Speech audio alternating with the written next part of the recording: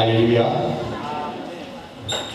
Nous sommes pratiquement arrivés au terme de cette cérémonie d'ouverture de notre convention annuelle 2022. Il m'importe de rappeler que la convention n'est pas un séminaire, la convention n'est pas une simple conférence, la convention est un moment où l'Église se retrouve. Et nous ne sommes pas rassemblés aussi nombreux ce soir, cet après-midi, et ainsi que cela sera le cas tout au long de cette semaine sur la convocation d'un simple homme. Nous croyons que c'est par la volonté de Dieu. Et nous voulons donc que chacun de nous soit conscient que Dieu est là. Il est dans ce rendez-vous. Et il nous faut donc comprendre que ce n'est pas l'œuvre de l'homme que nous faisons, mais l'œuvre de Dieu. Il nous faut comprendre que, en dépit de tout, les considérations humaines ne doivent jamais prendre le pas sur la vision de Dieu. Quand nous n'arrivons pas à comprendre que ce que nous faisons n'est pas de l'homme, mais de Dieu, nous pouvons en ce moment nous retrouver dans le jeu de l'ennemi, qui travaille de manière sournoise pour déstabiliser, pour empêcher le progrès et ainsi faire obstacle à l'accomplissement du mandat que nous avons reçu. Bien-aimés dans le Seigneur, c'est l'occasion pour moi de vous interpeller, de nous interpeller. Nous sommes sur le point de commencer une nouvelle année ecclésiastique et nous savons également qu'avec des événements qui se déroulent depuis un temps, le retour du Seigneur est proche. Il est temps que chacun prenne soin de sa lampe. Il est temps que chacun s'assure qu'il y a de l'huile dans sa lampe. Il est temps que chacun examine et réalise quelle est la position qui est la sienne. Le Seigneur ne repoussera pas son retour. Et Jésus n'a pas l'intention non plus de dévoiler le moment de sa venue. Mais il nous a laissé des signes. Que cette année et cette convention nous donne l'occasion et l'opportunité de corriger ce qui doit être, comme je le disais, et de rechercher le meilleur pour notre Dieu. Chacun étant à son poste, chacun accomplissant ce que Dieu attend de lui. Notre convention cette année a pour thème élargir l'espace de t'attendre. Dieu nous appelle à l'élargissement. Nous avons été enseignés tout au long de cette année sur ce thème. Nous allons en connaître pendant cette convention. Dieu n'a pas cessé de parler dessus. Soyons disposés. Soyons prêts à entendre sa voix. Soyons prêts à donner au Seigneur la meilleure des réponses qui soit. Je crois que le Saint-Esprit, lorsqu'il donne un rendez-vous, ne le manque jamais. Il nous a donné rendez-vous depuis l'année dernière dans cette semaine pour la convention annuelle 2022. Nous croyons par ça que nous avons commencé à vivre qu'il est là et qu'il sera chaque jour présent et qui tient à atteindre son but et il fera bien sûr avec ceux qui seront disposés à le laisser faire cette œuvre dans leur vie. Nous n'ignorons pas que l'ennemi travaille. Et comme le dit la parole de Dieu, nous n'ignorons pas non plus quels sont ses buts. Mais nous avons l'assurance que celui qui combat ce que Dieu fait, combat Dieu lui-même.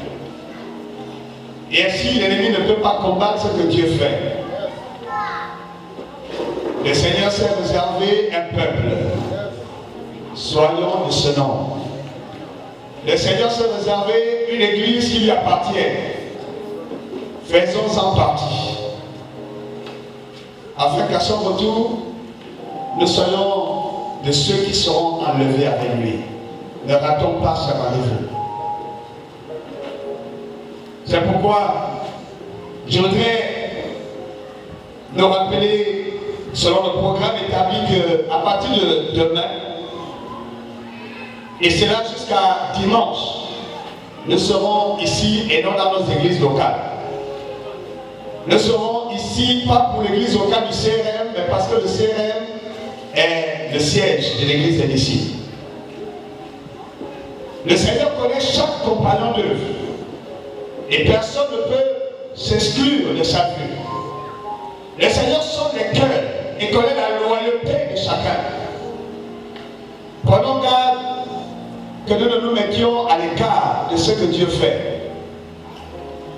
Car avec Dieu, nous apprenons que nul n'est indispensable. Nul n'est irremplaçable. Mais plus encore, il est celui qui choisit d'utiliser des gens anonymes. Il est celui qui prend les gens dans la poubelle pour en faire des instruments. Sinon, qui était Pierre? Qui était Jean? Qui était André? Et qui était Jacques? Des gens que personne ne connaissait, qui n'avaient aucune qualification selon les hommes. Mais il a choisi de les prendre et nous savons ce qu'ils sont devenus. Ayons de la crainte pour ce Dieu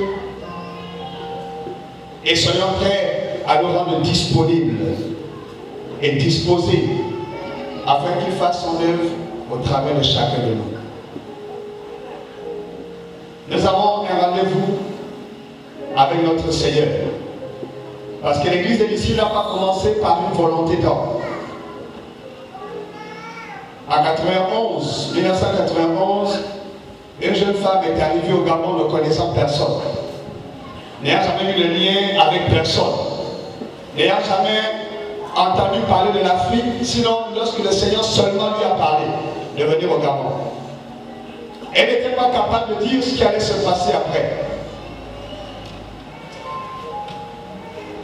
Nous reconnaissons tous que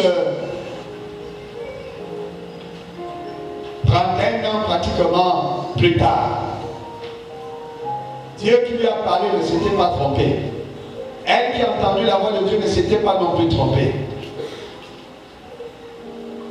L'église de disciples est l'église de Christ. Ce n'est pas l'église du pasteur Bonfil. Aucun de nous n'a payé le prix à la croix. Aucun de nous n'était là lorsque Dieu parlait à la missionnaire.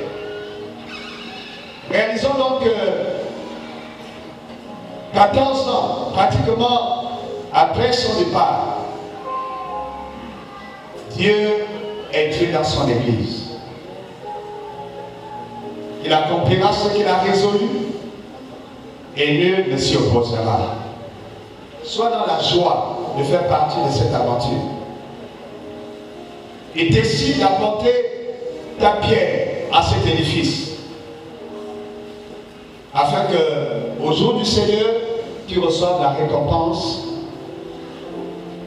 de tes œuvres et de ton engagement. À partir de demain, nous commençons à 9h avec la pastorale, de 9h à 12h, et ce sera le cas tous les jours jusqu'à vendredi. Ensuite, nous aurons chaque jour 2 heures de pause déjeuner de 12h à 14h.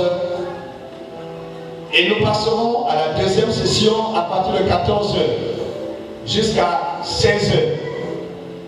La première session, la pastorale de 9h à 12h, concerne seulement les pasteurs, les anciens, les évangélistes et les étudiants de l'Institut biblique, niveau fondamental, niveau licence. Et à partir de 14h, c'est l'ensemble des compagnons d'œuvre, pasteurs, anciens évangélistes, diacres, membres des ministères, étudiants de l'Institut biblique, niveau fondamental, niveau licence, étudiants de l'école des messies, étudiants de l'école des ministères.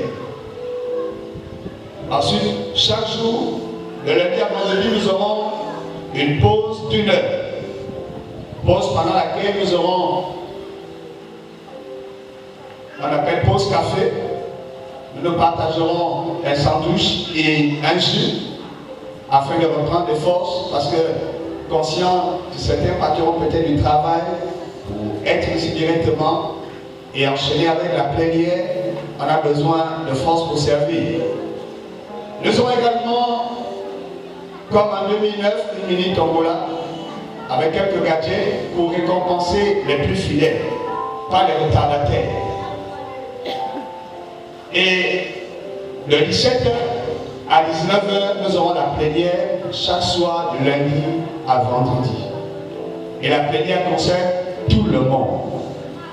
La plénière est un temps de réveil, un temps où nous prions ensemble, un temps où nous donnons au Saint-Esprit l'opportunité de nous ressourcer, de nous équiper, mais également de parler au cœur de ceux qui sont encore hésitants, afin qu'ils s'engagent et qu'ils prennent le train. Ceux qui ont reculé pendant l'année, qu'ils rechargent leur batterie pour un nouveau départ. Le samedi, nous aurons bien sûr le Conseil national annuel de 9h à 13h et ensuite l'Assemblée générale de tous les compagnons d'œuvre de 14h à 16h. Et le dimanche 7 août plutôt, nous aurons donc le grand culte de clôture de la Convention 2022 de 9h à 13h. Elle sera l'occasion de faire le bilan. Elle sera l'occasion de communier ensemble. Il y aura la remise des diplômes à la deuxième promotion de l'école des disciples, à la première promotion de l'école des ministères, à la troisième promotion de diplômé en théologie de l'Institut biblique et la première promotion de licence. Et ensuite nous aurons la consécration de nouveaux pasteurs. Il y aura Saint-Saint et à la fin du culte, il y aura une collation, un repas fraternel. Donc voilà le programme riche de cette convention 2022. Notre convention. Et je voudrais sur ce vous inviter à vous mettre sur vos pieds et nous allons solennellement recommander ce moment au Seigneur.